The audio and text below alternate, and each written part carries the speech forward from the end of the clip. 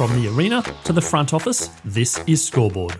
I'm Chris Titley, and each episode brings you stories from the game of sport, where mindset, money, and meaning shape what comes next. Athletes, coaches, owners, and business leaders unpack the moments that matter, because the Scoreboard isn't just about winning, it's about life beyond the game. Now let's get to this week's episode. Hi, it's Chris Titley here, and on today's episode of Scoreboard, I'm joined by Simon Black in person, and what is a beautiful Brisbane winter's morning. Simon, welcome to Scoreboard. Thanks, Chris. Great to be with you, mate. Mate, we're sitting here mid-June. What are we, on the 17th of June? Tuesday the 17th of June. How's your Tuesday started? Yeah, it's been good. Yeah, I did a bit of exercise this morning, got the kids off to school. Normal course, we've got 3 kids and all their sports activities, and didn't have the early morning training session for them today, so I got a bit of a sleep in, which is nice. So it's been good. And mate, 2025, what's Simon Black up to? Yeah, well, chasing the 3 kids around a lot with all their other age, 13, 11 and 7. So yeah, traffic. Yeah. Plenty going on, but that a bit of work stuff, a couple of different things I'm doing for work at the moment. I'm helping a friend with the business and doing a bit of commentary with Triple M for the Lions and Gold Coast Suns home games. Excellent, mate. So your relationship with footy, I'm curious to know how that's changed over time, from a junior to a player to a coach to a commentator. Yeah, look, I'm coaching the mighty Maine under 11s. How are they going so far? They're about halfway through the season. Yeah, they're going okay. They're going pretty well. Yeah, it's been a bit of daddy daycare with them all and babysitting, but largely they're into it. But no, they're going well. It's been great. I've enjoyed the challenge of, my wife said to me, she said, you're going to have to find some patience and tolerance for this, aren't you? I said, yeah, you're bloody right. I am. And 6 weeks in, she's spot on. So I reckon the 11s is a good age because there's not that grading yet, and they're all kind of having a bit of fun. And is there scoring? There's a scoreboard, but we don't have a ladder and there's no final. So yeah, it's pretty relaxed. It's good. Yeah. Then the next year, the 13s, they get into the heavy grading. That's it. Which my son's involved in the moment, so the divs and all this sort of stuff, and the sheep stations start to begin. But don't worry, the 11s, they all know that there's a scoreboard. Yeah, of course they do. They at the end of the game, we won or we lost. You know, they know that. So you're enjoying coaching footy and watching footy and commentating on footy? Yeah, I am. I coached when I retired from the Lions full-time for 3 years at the club, and got a bit of a passion for that there. And then I got asked to put my name to a football academy program, and a football and education program. So that took me away from coaching. So I've been doing bits and pieces, the last few years since I retired, really. But yeah, I really enjoy the coaching. I'm not sure whether I want to get back into it full-time, but helping my kids and their mates, it's a lot of fun. Those 3 years post-retirement probably go down as not great years for the Lions. How did you go about managing all that and seeing their success a decade later and feeling a connection to the club? Yeah, it was great. I was, as you say, there through a pretty difficult phase for the footy club, and they were on their knees, really. It was in the crisis, the last year of Lepper's coaching tenure at the club. So what Chris Fagan's come in and been able to do and develop, and I guess you look at that premiership side from last year and the amount of guys that have come across to the club on the back and probably wanted to be a part of the environment that Fags has created is a great testament to him, and he's a great man. I was fortunate to be a part of the coach selection panel when we looked for a new coach, and it was a guy, as soon as he walked in the room, and I'd never met him before, but within 5 or 10 minutes, I was almost like, I don't care if this bloke knows nothing about the game of footy. He's exactly what we need right now. And you say, well, how's that? I guess everyone can talk about what's their strengths as a coach, building relationships and so forth. And with him, it was just another level of, I guess, of authenticity about him, and through his storytelling, you can just get a real genuine sense he was real, and just a great guy, and he would bring the club together, and the club was on their knees, as I said, so it needed someone to bring harmony and unity to the place, and he's done a wonderful job. In terms of similarity to Leigh Matthews, did you see a bit of Leigh in Chris Fagan or vice versa, or completely different? A lot different. Yeah, a lot different. I mean, Fags, his relationships building is a great strength. And I think the game's changed and the world's changed, hasn't it, in the last 20 years from when Leigh was coaching. So you've got to be real, that's got to be a great strength of yours to be able to develop relationships, particularly in Brisbane when 80% of your playing list is from interstate. And if you don't have a great culture and you're not tight, the players will piss off back to the home states. So you've got to have a real great environment people want to be around, and that's Chris Fagan's great strength for mine. Yeah. And you look at the coach and the playing group that won the premiership last year, and you take it back to your playing group that won 3 premierships and 4 grand finals in a row. A lot of similarities in terms of the experience versus the youth and the coach and the club where it was. Yeah, there is no doubt. I mean, the Lions, they were knocking on the door for a few years, and we back in our era we had a couple of years of finals before we won the first flag, didn't we? But 99, you're the prelim. Yeah. And made the finals in 2000 as well. But they had the experience, and it would have been a real disaster, if you like, if they weren't able to win a flag during this era that they've had. So that's been really heartening and I guess gratifying for the club to be able to, we've won one. And based on that, the experience they've got now, they're sitting here, mid-June, and they're third on the ladder. Probably not the best patch at the moment, the last month, but they're in reasonable shape to give it another crack the next 2 or 3 years. So it's exciting. But yeah, there are similarities, and we're starting to draw some comparisons and say, well, just win 2 in a row first and we'll start talking. Yes. Yeah, true. And going to do you go down to Melbourne in 24, and was the day special for you? Yeah, it was brilliant. Yeah, I was a bit of a fanboy there with I was sat next to Jonathan Brown at the game, and yeah, we were cheering as loud as anyone. We were pumped, and we've both seen, from 04 when we made the grand final and lost, the club fell off the cliff for pretty much 15 years, and a lot of it was shooting ourselves in the foot as a club from the way it was run, the administration decisions that we made, and for various reasons. So it was a long way back, and that's why it was so great to see the boys in the club get there finally last year after 5 or 6 years of being a good side, but not a great team. Obviously 23, they just lost by less than the goal, so they were thereabouts, right, really close, but it was unreal and great for footy in Queensland. The growth of the game up here of Aussie rules in Queensland has been phenomenal the last few years, and this group's obviously done a great job to help with that. When you first started and you came to Brisbane, how would you describe AFL in the I suppose the competition of footy? We were the back blocks, yeah, certainly the back blocks. And I turned up in '98, and it was the second year of the merge with the Bears, and we came last. We won the Wooden Spoon, and I mean, more about the club, but we were really dysfunctional, and we got what we deserved, I feel, as a footy club at that time. And the coach got sacked midway through the year, and then Leigh Matthews turned up end of '98, and things turned pretty quickly. But it was the game's come such a long way, and probably when we had that 01 to 04 period, to get the Bronx off the back page of the paper and, us to lead the Channel 9 News and all that stuff was really cool, really special. To have the corporate boxes all full at the Gabba was unreal. And I guess that's what we're probably most proud of, that playing group, to help really grow the game and get some real buzz and energy about Aussie rules footy in Brisbane.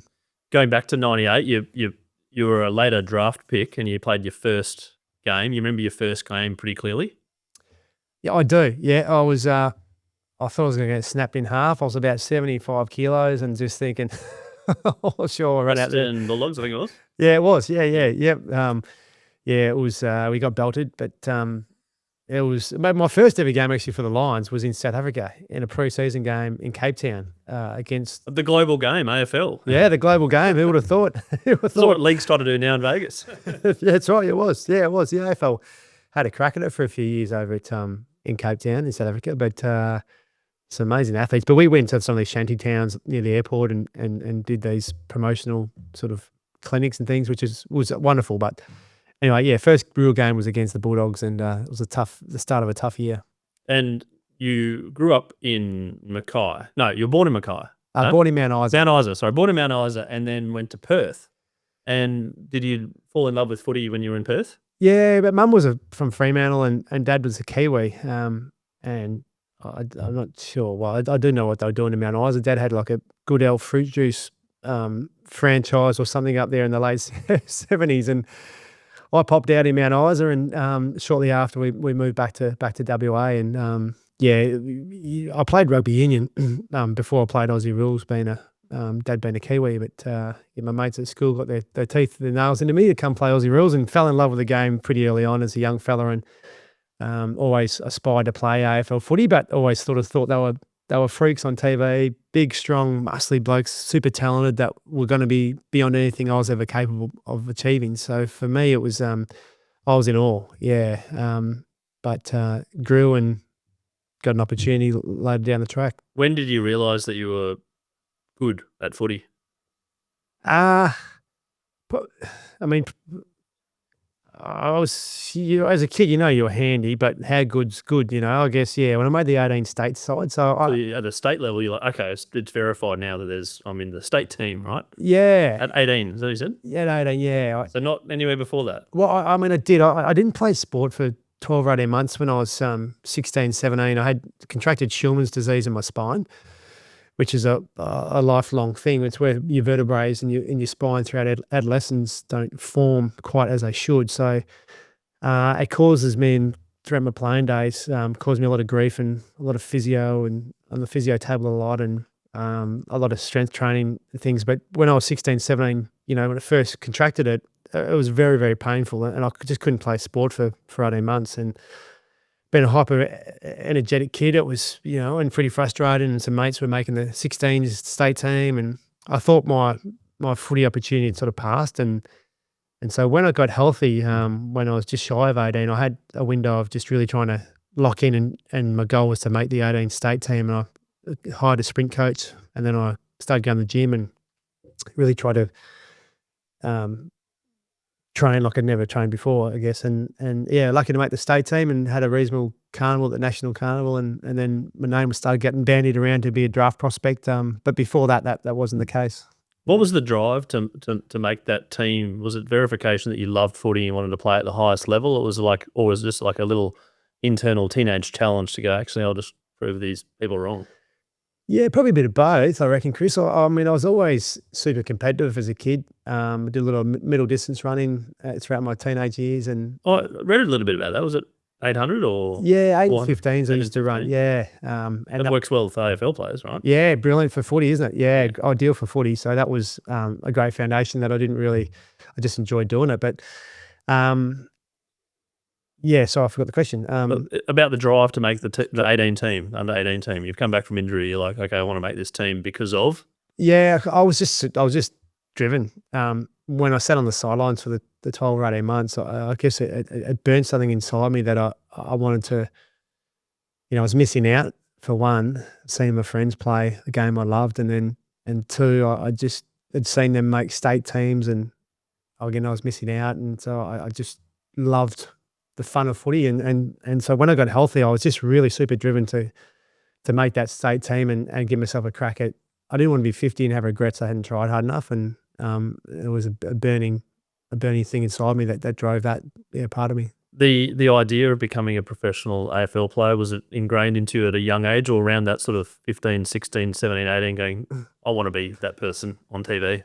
Yeah, I guess it was. I mean, I always, like I said, I never felt like I'd be good enough. I always felt that I was super talented. I was a big West Coast Eagles fan, and then the 90s, they were flying, the Eagles, and they were my heroes. And I think in 94, when I had my back issue, I couldn't play sport for that year, as I said, and Dad took me to the grand final, and the Eagles were playing Geelong in the grand final, and it was very kind of him. But that going along, and I remember feels like yesterday, standing at the fence. He's took a photo of me, and I remember leaning back at him saying, geez, it'd be a dream to play here one day, Dad. And and that was really something that we framed that up, and it was something we had in our house, and it always kind of helped drive me, I guess, from there. How old were you when you entered the GF then, you said? 15. 15, yeah. Yeah. And what was it about that day? I took my son to the Collingwood game in 23. It was just a bucket list thing to do. Just incredible, the vibe, the whole week and the whole day, in terms of the activities and the fanfare, etc. What do you remember about that day when you're 15? Yeah, it's a whole lot of energy, isn't it? And it's changed a lot from now to then as well. But just the scale, the size of the MCG, I couldn't believe how big the joint was. Yep. It's like, wow. And just the excitement, the build up, and all the fans for each team are obviously walking into the ground and the energy, the excitement was mind blowing, and I was a bit overawed by it. But it was just exciting. And then when you got picked as a Brisbane Lion player, but growing up watching the West Coast Eagles, how did that feel for a bit? Yeah, I'm hurt my first year. I got to play against the Eagles and playing against Chris Mainwaring and Peter Matera and these guys that were my heroes. Yeah. that was wild. Yeah, that was wild. I actually busted my my finger that night pretty good. I had to get an operation after that. But that was a surreal moment where you're just like, wow, I can't believe I've got the footy and there's Peter Matera trying to tackle me, and and you're literally watching them as a teenager at the G, going, one day I might make it here and play them, and now you're playing them and they don't know who you are, but you know who they are. Yeah, that's right. I was a super fan of them, so it was really bizarre. Can I Peter? That's right. Who are you? We autograph book in my sock and ask him after the game for an autograph. But it was pretty bizarre. But you got to get through that, don't you? You got to get your competitive juices going and feel like you belong out there. So I was pretty keen to do that too. Going back to 98, your first year, then 99 when Leigh came. You want to talk about that year? You made the prelim. You got belted in the prelim of the G in 99. But then that foundation group, that playing group, and that coach leading into the 2000 season. What you're thinking in that 2000 and 2001 season, sorry, as well. Yeah, from 98 when we came last to the 99 season, it's amazing. It was the best lesson for an 18, 19-year-old around the importance of quality leadership, from a coaching group to the player leadership group, and I often say the player leadership group, I think, feels almost more important than the coach, because it's a player's game, and they're the conduit between the coach, the vision setter, if you like, and the masses of the players, the playing group. And if they don't set the standard behaviourally on, off the field, they're not driving what we're about as a standards behavioural wise, then the place falls apart. And things changed pretty quickly after Leigh got in, and I remember his first ever speech to us. We had a lot of injuries in 98, and that's why some of us younger guys probably got an opportunity before I was ready. But he came in and he said, "Boys, I've got a 3-year contract."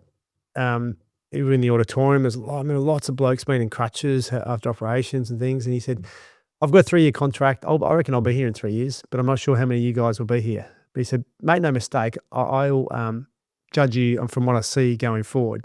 I've done my bit of reconnaissance and due diligence, whatever, to understand where the club's at. And I've heard some things, but I'm not going to judge any of you on what I've heard. It'd be what I see going forward." And I think that just gave everyone a great level of comfort that from here, we're going to be judged on how we behave, which was exactly what the place needed. And we went from last to a primary final in our first year. Took another couple of years to win our first flag, and that 2001 season, the year of our first flag, we had a really poor first 2 or 3 months of the season, and we had a game down in Geelong. We speak about it a lot. I reckon a lot of organisations, successful ones, have a watershed moment, and this was our watershed moment, and we got belted badly. We might have been 2 or 3 wins and 6 or 7 losses at this stage. Similar to the 24 start of the season, yeah? Yeah, to the Lions last year, yeah. And Leigh just, he went through the individuals were in the team, and he basically, I remember the one thing he sort of said, he said, "Boys, unless you submit yourself to the team, play your role for the team." Leigh's whole coaching philosophy was know your role, accept your role, perform your role. And he said, "We've got forwards that are only concerned about kicking a goal. There's no defensive bone in your body. We've got unaccountable midfielders that got no accountability with their direct opponent, and we've got defenders that won't defend first." He said, I don't know how good you blokes can be, but until you buy into team defence, you got to be shit. Basically, you're not going to fulfil your capability." And from then, things, I reckon, changed really quickly in that the player leadership group started to drive things more at training than they'd previously done, and we bought into the hardest part of the game, which is getting the ball back from the opposition, which is defence. And that was our real mindset going into games and our focus, and the shift of how things changed really quickly. We lost the week later, who were against the Crows, by less than a goal, good team at the time. Then we came up against Essendon Bombers, who were reigning premiers and lost once in 12 months prior. Like, they were flying. And it was a game that Leigh Matthews came out in the media and said, "If it bleeds, you can kill it," from the movie Predator, talking in reference to the Bombers. And we beat them. And we went on a 16-game winning streak to win our first flag. And when I look back, that Carlton game, we were in crisis. Like, we were we were trending backwards at a rate of knots. We had selfishness creep back in. Blokes weren't doing their role for the side. And the key things that changed were around the player ownership, really driving the standards. Leigh being really specific around performance measures and, making sure that guys are really clear with their role and we could all make each other accountable around that. Another one was just realising what our purpose was. Like we were wasting our talent as a group.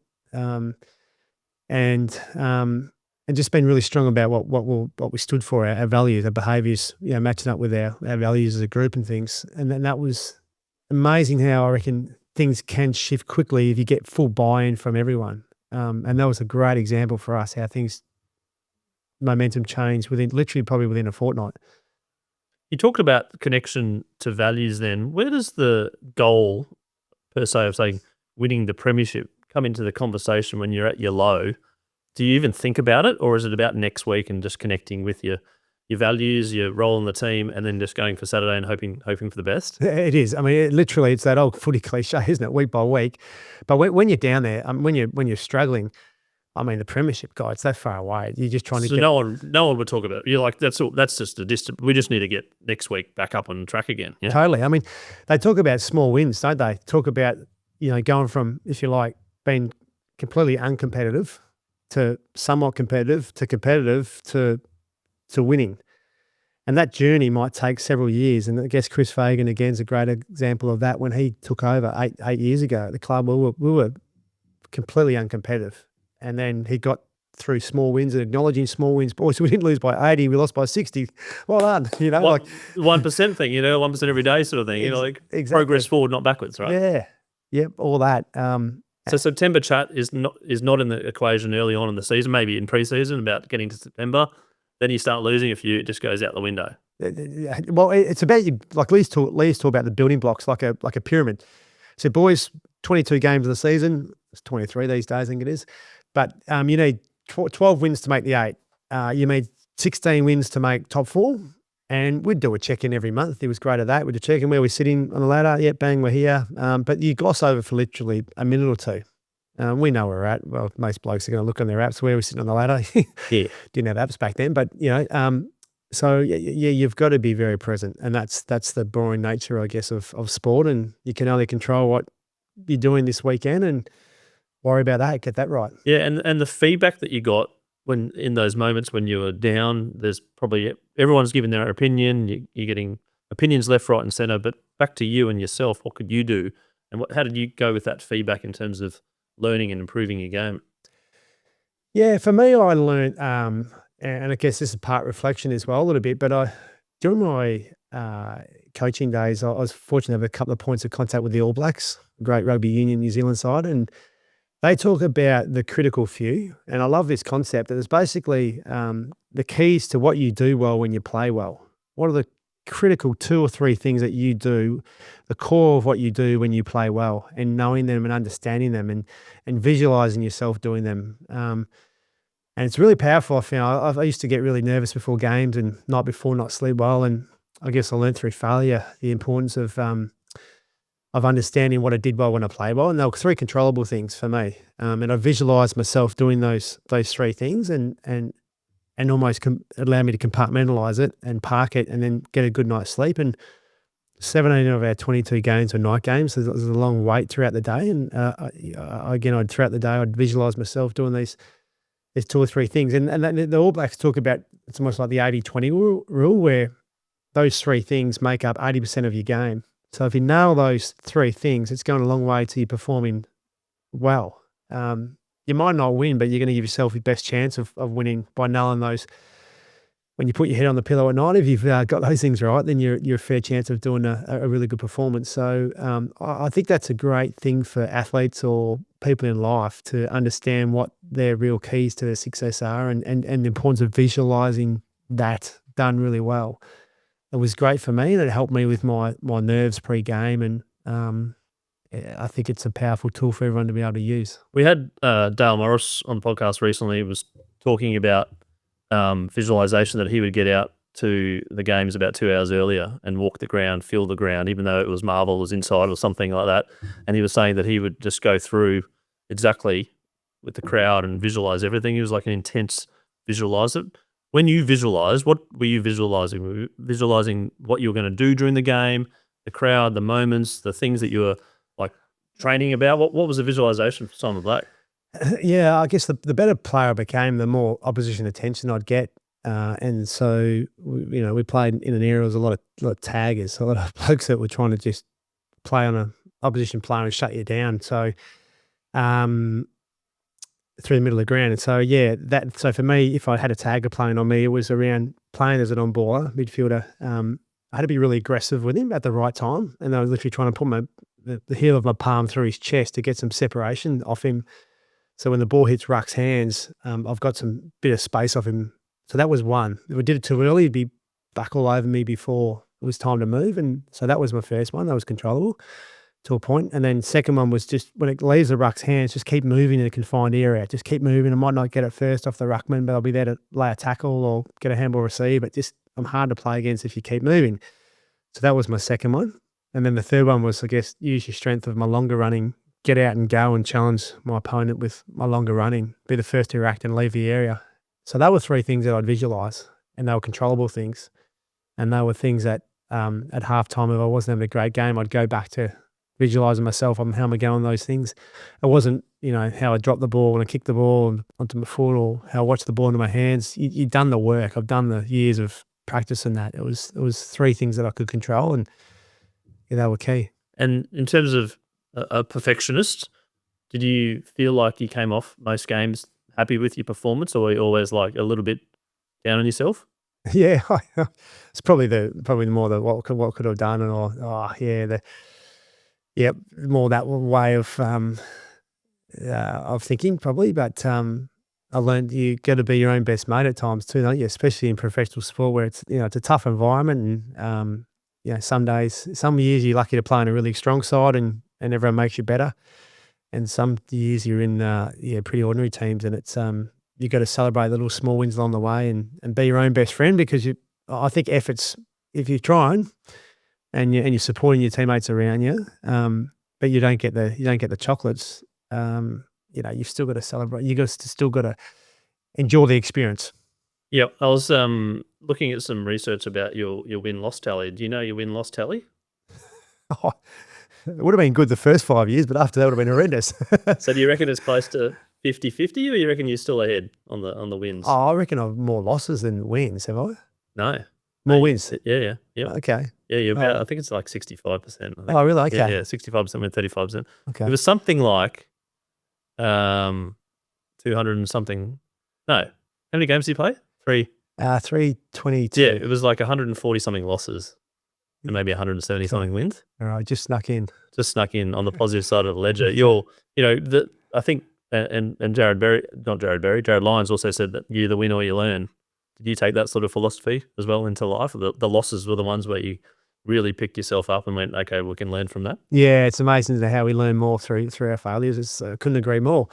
And that gets driven into in the club environment, but I think individually as well, you've got to obviously take stock of what are the learnings, the takeaways from it. If I was playing on a player that beat me on the day, how did he beat me? Why did he beat me? And just a little thing that I used to do is just watch the whole game after the game on the Monday or whatever, Sunday. And it sounds silly, of course you'd watch the game, but a lot of players these days, I just watch the edits of themselves, and it's only KO minis.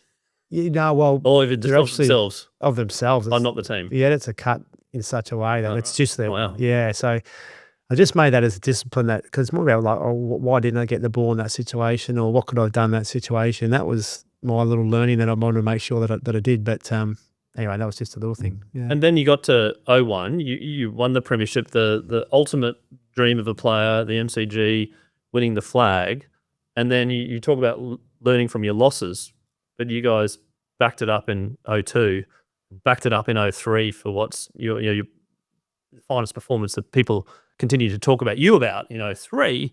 Like, what lessons did you learn from winning in 01 and winning in 02 to then have the best game probably of your life that you've been known for? Maybe not your best game personally, but been known for in 03.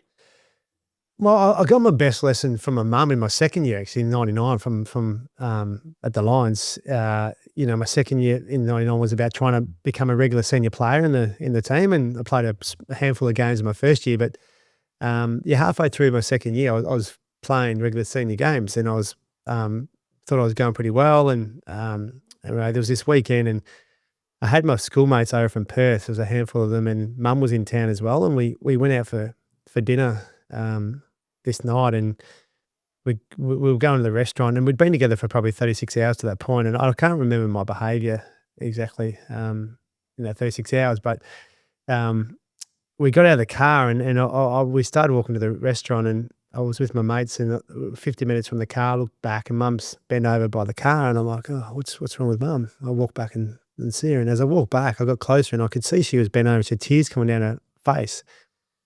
And she looked up, and I said, Mum, what's wrong? She said, Simon, you've changed. She said, you're not the son that I raised. You've become an arrogant, obnoxious pig, basically.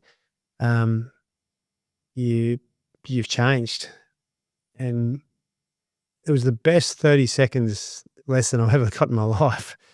Right there on the back of, I was incredibly fortunate to have amazing parents that loved me and supported me, couldn't have done anything more for me. And to get that clip, that whack from her in that moment was like, yeah, okay, you are getting ahead of yourself, buddy. And I've always remembered it. It's always stuck with me. It's been a great lesson. So I guess I think we all get a bit of swagger now, don't we? In our teenage years or early 20s. And You'd have been 19 then, probably, somewhere around there? Yeah, about 19. 19 or 20, yeah. Yeah. And I just remember the hurt in Mum's eyes and how how much pain she was in, and it was like so raw. But so that always stayed with me. So during our successful years as a club, and I was fortunate to win a couple of individual awards. I just knew the importance of having to keep fronting up and performing well. And it doesn't matter what you're lucky to achieve. You need so much support along the way. You need some luck along the way. Obviously a lot of hard work, but yeah, I always kept my feet on the ground, I felt, and that always stayed with me. And the support network, when you guys weren't doing as well, were they still there? Do they still send you the text messages saying, mate, or keep it up, or actually I don't even know the score, I wasn't even watching the game, how you been? Yeah, they were always supportive. Yeah, Dad actually left, and not left, but he bought a yacht during the GFC in 2008. On the cheap, my uncle had in Greece had a little charter thing, like not only flash boat or anything, just a yacht. And Dad bought one on the cheap over there as well. So he used to go over in May, June, July for a few years and go and sail around the island. So he'd be like, oh, you lost again. I saw on the internet you lost again. I was like, Dad, yeah, you're not missing much. Keep sailing. Yeah, that's right. Yeah. You can come back and be the omen to win again or something along those lines. Yeah. Did you ever fall out of I suppose the circuit of being so engulfed into footy that you just needed a break, or a circuit break or something to go fishing for a week, etc., to become a little bit overbearing? Yeah, I did. I love my surfing. Growing up in WA and getting down the Gold Coast or up the coast was my sort of release. And still to this day love that. It's a balance. I remember Leigh often saying to us, boys, you've only got so much energy, and you've got to make sure that great advice is, you've got to make sure that you're not burning energy too much, so that come Saturday afternoon you're not at the peak of your energy levels. And I remember going down on Thursdays and surfing for 3 hours and playing Saturday and thinking, yeah, God, I'm going to pull back the amount of surfing I'm doing here. But it's amazing how many the transition between the guys that are doing either study or work experience or part-time work, an interest, a hobby away from the footy field, how that really helps their performance on the field, making them, I guess, more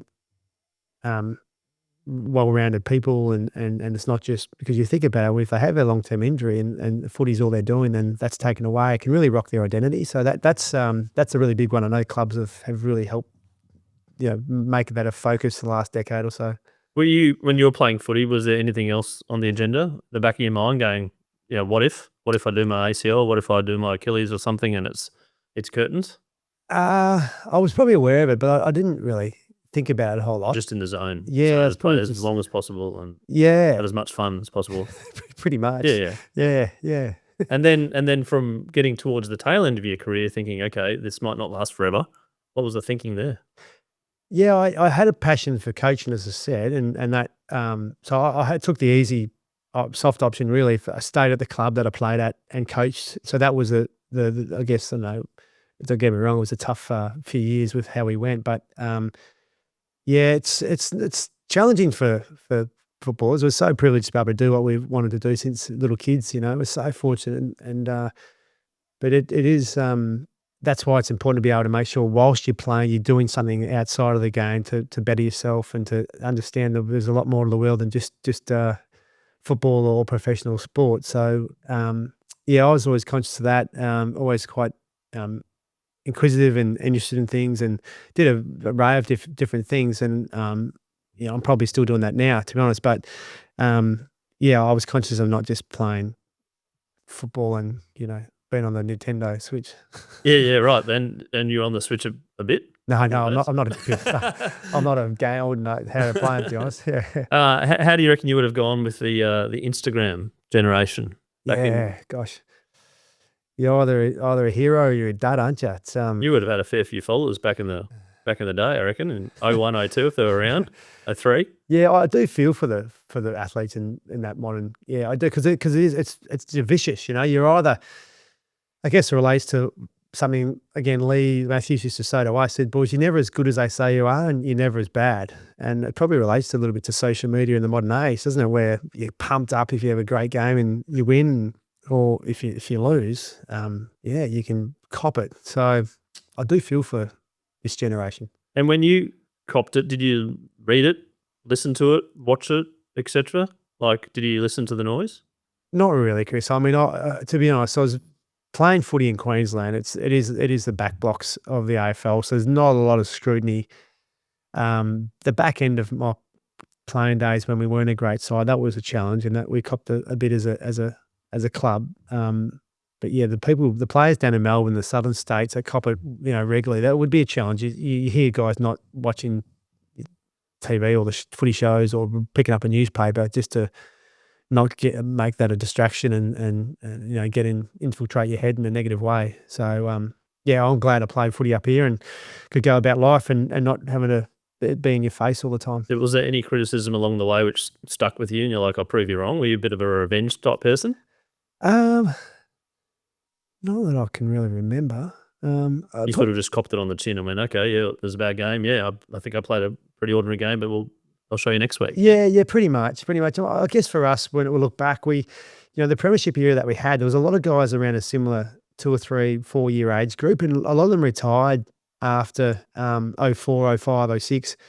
And then in your mid-20s, the club, you have real ownership for the footy club, and it was Jonathan Brown, Luke Power, myself, a couple of others that you really.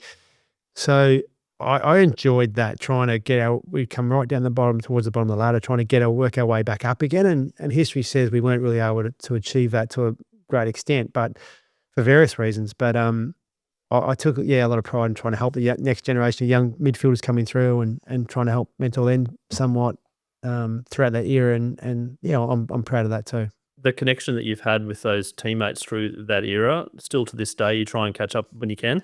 Yeah, we do. Yeah, we're still tight. It's amazing, isn't it, what a premiership can do for a brotherhood, if that's the word. Your connection and unity. A lot of them are coaching and are interstate. So we try to catch up grand final weekend each year and things. We had the AFL Hall of Fame in Melbourne last Tuesday night, and I got to see Nigel and Acker and Brownie and Vossi, and that was great. That was a lot of fun. So yeah, we are connected. Yeah, still a lot. Was there a particular moment or person that some of the memories and some of the stories are pretty vivid on and off the field? Martin Pike comes to mind. Pike, he was a bit of a renegade for us. Now Michael, no? Or Mel, yep, or Mel. Or Justin Lepage. Leper, yep. We had some big characters in our team. We really did. Throw Acker as well, yeah. Yeah, of course. Yeah, we did. We fair to say we'd probably got away with a bit more back then when people not knowing who we were in the the Brisbane nightlife back in the early 2000s. Speaking of the Brisbane nightlife, what was your nightlife of choice back then? Well, we were saying earlier, Chris, off air, the City Rolls was raging when I first came in the late That's 90s. right. Yep. And I remember having the $20 drink punch card, which you go in and they'd have the manual clipper, like the little punch hole, and you kind of go, just punch it on the side. I don't know it. Yep. And Adrenaline Sports Bar. So was that? I'm going to ask you a question here, Yep. mate. So was that you buy 19 drinks and you get the 20th free? No, you pay $20 over the bar. Oh, And you get a 20 drink card with 20 punch holes in it. $1 a drink. $1 drink, yeah, $1 drinks. And then you go up and then they'd literally punch a hole in it. And so you carry it around, and if you lost it, you're in big trouble, right? And if it went through the wash or something, you'd lost your drink card. But no, that was pre-GST. And you'd have 20 drinks, and so all of a sudden you'd be like going, oh, where are we going? We're going to Rollers, of course. I've got 8 drinks left. But then you're out, and then you have to top it up. You have to find the $20 from somewhere to buy a new one. So Oh, that's wild. That's remarkable, isn't it? that would have been 18 in 1999. So yeah. there you go, around then. 98, we had our Brisbane Lions City Rolls drink card with our mugshot on the front of the card. And I was playing the next day, and I had some friends over from Perth, and one of them was an Italian mate, and he looked nothing like me. I gave him the card, and the person behind the bar said, "That's not Simon Black. I'm taking that, I'm confiscating that card." I never saw it again. I was shattered. You started to like, oh, can I get one of those new drink cards? No, mate, if someone trying to impersonate you, hey, what are you trying to do? That's right. Yeah. So City Rolls is one, yeah. Yeah, Adrenaline. Yeah, the Adrenaline Sports Bar is owned by some of the sports stars, wasn't it? Yeah, it was. Leroy Loggins and the Hogan boys, Hogan Phil, brothers, Phil yeah. and his brother. They're the most generous brothers of in history in Queensland. Those guys. The amount of free drinks they gave. But Ian Healy was there. I think it was Heels. I reckon it was maybe Pat Rafter and Leroy Loggins. And, they used to make an appearance every now and then. It was pretty much the only sports bar you could go to watch live sport. I mean, there's Pig and Whistles, everything does it now. Yeah. Accessibility, but yeah, the big fish tank. Remember the big fish tank? Big fish tank with the little sharks in it. Yeah, there's a few sharks in the place, I reckon. There you go. So, and did you get up to no good as a bit of a party animal in your youth, or were you too busy trying to play football? Be serious, right? Well, it was an era where it was professional, but we certainly had a lot of fun along the way too. Yeah, and I think Leigh really sharpened us up as a playing group with expectations around standards and drinking and things. But yeah, we certainly didn't miss out. And the celebrations post 01 versus 02 versus 03. Do you remember a bigger night in any of them? Oh, they're big weeks, Chris, because you win the Saturday night, Sunday morning you're at Brunswick Street in Fitzroy. You come back to the Gabba, fly back, and there's all the crowd there. So that's amazing. 24 hours. Then you roll into Mad Monday. Big day, and then Tuesday's a street parade through Queen Street Mall. Wednesday was a brewery tour. They did a commemorative cans down at CUB. So you're like, oh. And then Thursday, I think, might have been a day off, and then Friday was the best and fairest. So it was almost a week of just. And you talk about you focusing on your sleep, as an important catalyst for you to get your game right. There wouldn't have been much in those weeks, right? No, it was just hanging on white knuckled. it was horrible. And you look back now at that era, 01, 02, the three-peat, and it doesn't happen very often. And you look at the Lions going again and the pick-me-up. I mean, what do you feel when someone says that you're the most capped Lion player and you're a Brownlow medalist and you're Norm Smith and you won 3 premierships? How does it make you feel? Yeah, obviously as time has gone by, probably more so you appreciate what the great team that we were a part of. And I was fortunate to win a couple of individual awards along the way. And but I'm also conscious that those awards you don't win unless you're part of a really good side as well. To win a Norm Smith medal, you got to be part of a good team to play on grand final day, don't you? I was fortunate to win some of those awards, but what's better? The premierships are far, far better to be able to celebrate them with your mates. And it's not just 1 year that it takes to win a premiership at the highest level. It's the formative years that it takes to build, to come together, and form a brotherhood, build trust within the group, for blokes to do their role, and all that goes into it. It takes a lot of time. So when you get there and you climb the mountain, and to do it several years, it forms a real solid bond. The premierships are far superior than the individual accolades. I'm going to touch on one footy thing before we get off the footy thing. 03, your game, the Norm Smith. What do you reckon was about that game for you personally that made it so special? And do you think, why that day? I knew that I was going to play big midfield minutes. Vossi had bad knee injury. Nigel had 3 broken ribs, and there was a lot of injuries in our team, and so I remember. I mean, you set yourself to have a big game every week. Let's be honest, but yeah, I just felt I'd had 2 years experience of playing in grand finals, and I understood the environment. And the night before the game, I did a lot of visualization of what I was going to expect to see the next day, right up to the lead up to the first bounce, and I just remember being calm and just a sense of playfulness and fun, and as opposed to letting the nerves get a hold of me. Whereas the first year in the grand final of 01, I felt like a spectator out there. I was that nervous and went up with nerves. But yeah, 03, I just felt really calm and great. Yeah, and things just started to roll, and you got to milk it for all it is when you're in that moment. And it was a special day, but I visualised a lot the night before, and that certainly helped me a lot. Don't know what happened in 04. Yeah, well, it was a rough game, that 04 game, wasn't it, too? You mentioned the word fun there, and I actually had Michael Kasprich on recently talking about the fact that he was putting too much pressure on himself to get back into the Australian Test team, and then he went back out to the Shield cricket, and he's like, why do I play the game? I play the game because I have fun, and he went and got 5 wickets. He said the pressure was off. Did you have fun playing footy? Yeah, I did, but I was a bit that perfectionist mindset that I'd see the negatives in my performance a lot, and so with that you can get down on yourself, and there were certainly lots of times where I just had to try and shake that and just go back to almost a little kid of why I played the game and fun, and it probably started with not being frivolous, if that's the word, with my training, but when I go to train, try to have the fun with your mates, see it as having enjoyment with your mates out there, and commit. You got to work hard, otherwise you get a clip from the coaches, but just see the fun and also give of yourself. Like our sports psychologist is a great guy, Phil Johnsey, worked with the Australian cricket team a lot in the Broncos. Aussie, that's him. Yep. Great man, Phil. And Phil, you've had this saying where, like, on those days when you jump out of bed and you don't feel like jumping out of bed, you're internalizing and you're really intrinsic, I guess. He would say, go into the club and go out of your way and be genuine about it, but go over to someone and ask them how they are, and be, he might be asking how the family is, and get to know them on another level, if you like. He said, where energy flows, energy goes. He goes, I guarantee you, boys, he said, if you do that and you're genuine about it, energy will come back towards you. It'll get your little internal motor going. So I started doing that about 20 years ago, I reckon, Chris, and it's quite amazing because it forces you to get outside yourself and genuine about it and asking about someone. He goes, it's almost like a human condition, boys. Energy will come back towards you, and it's so true. It just it really does, and I find that when on those days where I'm feeling a bit flat or internalizing, the power of that is quite amazing. A little hack that I learned recently was to, when someone serves you a coffee, or if you're a restaurant or a cafe, etc., just to ask them how their day is, and when they give you a coffee, just say, I hope you have a great rest of your day. You'd be surprised at the shock they get. They're like, oh, what do you say, sort of thing. You're like, oh mate, I hope you have a nice day. You're like, actually, oh, thank you, that's very kind, because it's a simple hack, and you genuinely mean it, because they're just getting monotonous people who probably don't treat them very well.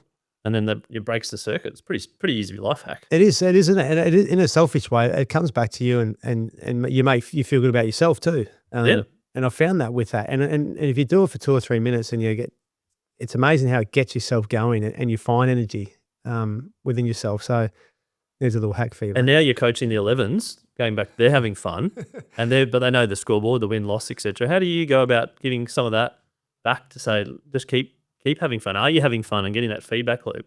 Yeah, it is. It's I guess the challenge of competitive spirit can come out sometimes as a coach, but it is. It's just about having fun. I've got to keep checking myself on that. But it's good. Yeah, it's just about enjoyment and being conscious of that as we go through. And you've got a small connection to the Gorillas now, I believe, where my son plays. Eh? Yeah, my my oldest boy, I should say. He's down there. Yep.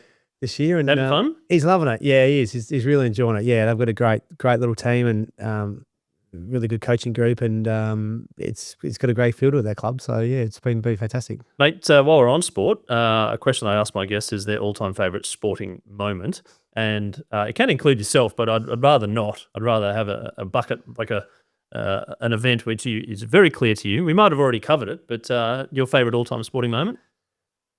Probably that 94 West Coast Eagles grand final, because that was... As a 15-year-old at the G. Yeah, the G. Did that, with all those stars that you end up playing against. Yeah, that just inspired me, I think. Yep. And that, so that was really special. Yes. Yeah, that was... So there's one. I think another one for you. 24 Lions. Yeah, that was really cool too, obviously. Yeah, that was really special. It's funny when I was just like a fan again, just it's nice going back to being a fan. So that was really special. You get mobbed at the G, wouldn't you? Like people, hey Simon, that was selfie, etc. Do you how do you deal with that? Oh, they know their football down there a lot more than up here, that's for sure. But no, it's all. I remember that getting you on. You do? I don't.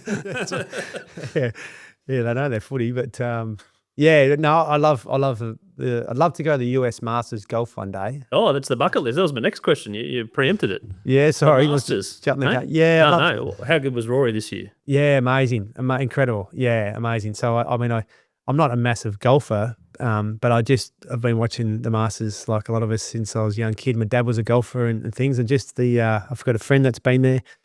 But, yeah, just the course looks unbelievable, doesn't it? And the spectators that create the atmosphere. You watched the end of the US yesterday, US Open? I just saw the highlights of it. Yeah, that putt was unbelievable, wasn't it? In the wet. The wet, yeah. Talking about sporting highlight moments. I've got one final question. As a parent now, watching some footy and other sports, etc., every now and then there's a bit of aggro, there's a bit of aggression from the parents. With the refs and things, there seems to be a bit of a problem sometimes with people going overboard and all these different sports, which is new to me as a parent because my kids are now at that age of playing at that sort of level of sport where there are kind of wins and losses, etc. What's your advice as a parent watching your kids play? Taking a couple of deep breaths when you get really frustrated, I reckon. I've started to see a little bit just the people antagonising each other on the sideline, and as a parent, in two different teams, just being able to, for things, the situation not become real volatile, just being able to, I think we get frustrated, don't we, particularly if your child's involved, with seeing them potentially getting hurt by an opposition player that's deliberately trying to hurt them. I mean, that'll roll up any parent. And umpires not doing something about it, or the opposition coach not doing so. There's the thing with contact sport, isn't it? You can get really angry, really frustrated on the back of behaviour of people out there. So I guess it's just taking a deep breath and not, lashing out, reacting like you probably want to from the outset, and just trying to keep a cool head. Easier said than done, no doubt about that. But, we've got the ground marshal there. If you want to go and break, talk to your team manager and things. So it's not acceptable to go and abuse the umpire or go and abuse the opposition coach for mine. But it's a challenge. So take a few deep breaths and think about, what's the best way of managing the situation rather than just reacting and lashing out. And then when your children come off with a positive or negative feeling from the game, advice of parents in terms of what you say and what comes out of your mouth? Well, I heard that one recently. I think it's a study in the US. They said about the best thing to say to your child after you've played a game is not give them feedback, which can be incredibly hard not to, but it's just to say, I love watching you play. I love watching you play. That's pretty powerful. I like that. I had Scott Roth from the Jack Jumpers said the first 15 minutes in the car ride is the most important, and you can't be going about the game, oh, you dropped that catch, or you missed a goal, because that will just ruin the kids.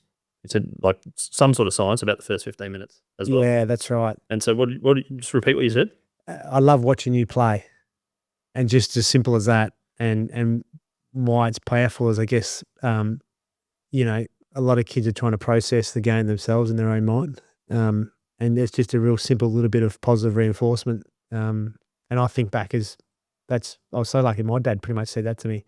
He was a Kiwi, maybe didn't know much about Aussie rules footy. It's all about the All Blacks. But it's I reckon that's so powerful. And it's simple, and it just puts a a bit of you might, you might just park the feedback for another day if you've got any bit of feedback. Yeah. And one piece of advice to someone that is maybe around your kid's age or teenage years, etc., that wants to be like Simon Black living in 2025. Professional athlete, wants to win a flag, wants to win multiple flags, wants to win the Brownlow, the Norm Smith. It's the dream come true. What's your advice? Yeah, I guess it's around keeping the fun in the game. You've got to have I always had a ball in my hand. You've got to love the game, because if you don't love the game, but you're good at it, it becomes hard work at some point, whether you're 17 or 18 and you're in a selected side, you got to work hard if you're going to make the AFL. And when you make the AFL, she's hard work, day in, day out. So you've got to find the passion in it yourself. And so that's one part. And the other one is around just being, what are you good at? Make it great. So, the superpower. Paul Roos talked about that. Yeah. He talked about just doubling down on becoming known for something. Yep. And like Steph Curry is not known for his stealing ability or his rebounds, is he? He's known for the 3-point shot. Yeah. Right, but he'll still work on it, but nowhere near as much as the 3-point shot. Yeah. So that was you as well. Yeah, I think so. So what were you good at? Well, it was my longer running from an athletic perspective. That's one of the three things you said you can control, right? Yeah. And then I because I wasn't overly big or overly quick, I knew I had to be really clean with my skills, like not fumbling below my knees, for instance. So I spent a lot of time working on my craft, my ground level pickup, and then making quick decisions. And basketball for me was a great game to learn how to. You think of footy, 360-degree game, a lot of bodies around in tight. Where's my outlet? Where's my teammate? And basketball was really good for me for that. But just make your strengths really good, because at the end of the day, we all get judged in this world. And if you're going to play for footy, the recruiters are like, oh, what's his key strengths? And if you make them from good to great, then you are a chance of being able to be drafted on the back of something there. You need lots of attributes, let's be honest, but you need to be known for something and be great at it. Don't be happy just to be pretty good at it. That's awesome. Simon Black, thank you so much for coming on Scoreboard, the podcast today, to share your story and all the best in the next phase of your life with the coaching and the footy and all the things that go with it. I really do appreciate you taking the time and looking forward to catching up. No, thanks, Chris. Yeah, great to have a chat with you on the Scoreboard. Thanks for having me.